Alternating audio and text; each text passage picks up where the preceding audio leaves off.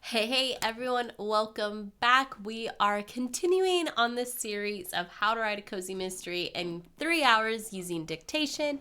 And today we are moving on to Act 3. I can't believe it. So we just concluded with plotting out the midpoint, and now our next segments that we have, let me find it, is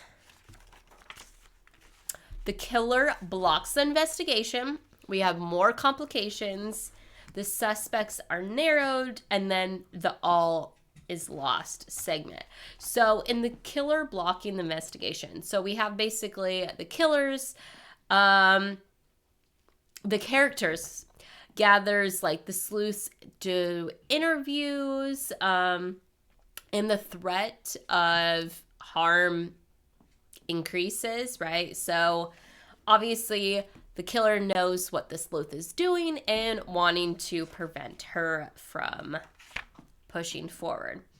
That is where then we have more complications and the stakes increase. So on this one, we have the explore more clues. We reveal some results. The goal is getting harder to achieve. We got to ramp up the conflict and the characters, some development in the scene.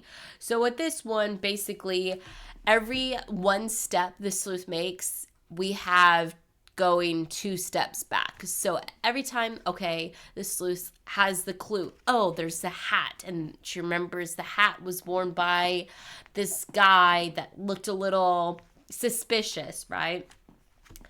And she's like, okay, it must be the hat guy. Well, not necessarily, as something happens and she was watching the hat guy when this incident happens. So obviously then that is when we move into the suspects narrowed. So we know now it's not that hat guy. And in this beat, we have makes progress identifying and has a sense of victory at this point. Like, she's getting down to the nitty gritty. It's between now 2 people instead of 3. So everything's going pretty good.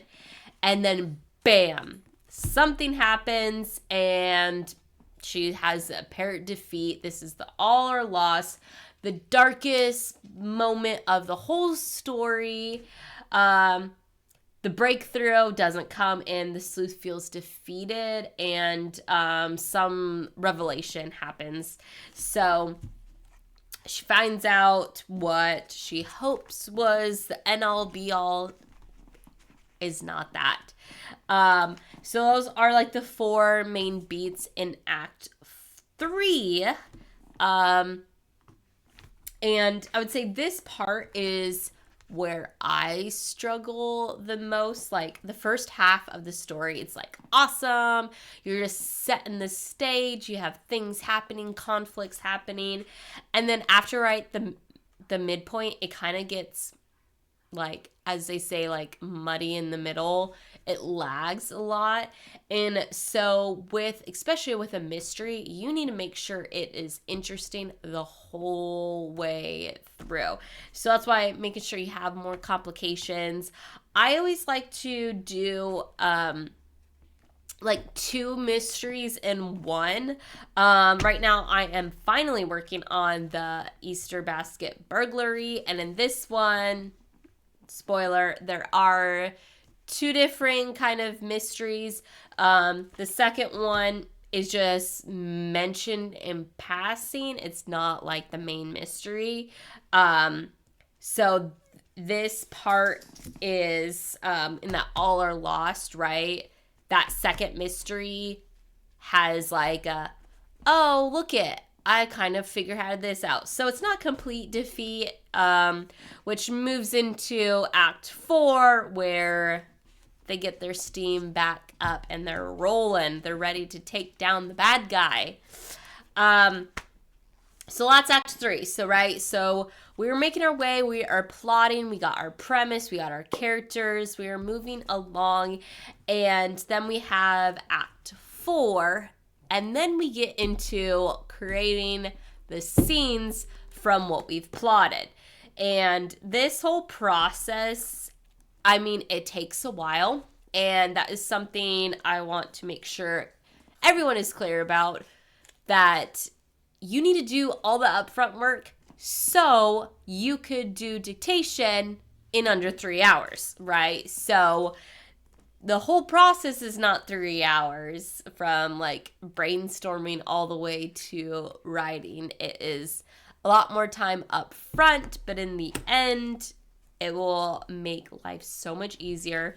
And that is kind of, I feel like, where I'm struggling is I did in this last one, I even did write a scene list here. And I got my, like, this is the beat, what I want kind of happen into the investigation, the motive, and suspects. So, right, I'm writing it out. But I am not, which I regret, not doing my whole segment here. This is chapter, because I'm in these short stories, I do essentially one beat per a chapter. And basically it's one scene per chapter, per beat, since they are so short. But this is how I kind of do a grid system for what needs to happen, which is like the character and the internal situation, the internal conflict, external conflict, setting, sensory details, ending hook, and then make sure that is like the information that you need to know. And then when you're actually writing the chapter, it's the setup, what's the action, what's the conflict, the reaction, reflection, choice, and new decision. It is that scene and sequel loop-de-loop. So that is really helps, and we will talk about that once we finished Act 4.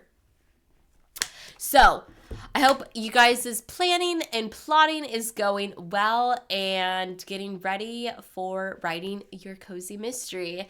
Until my next video, have a good one. Bye.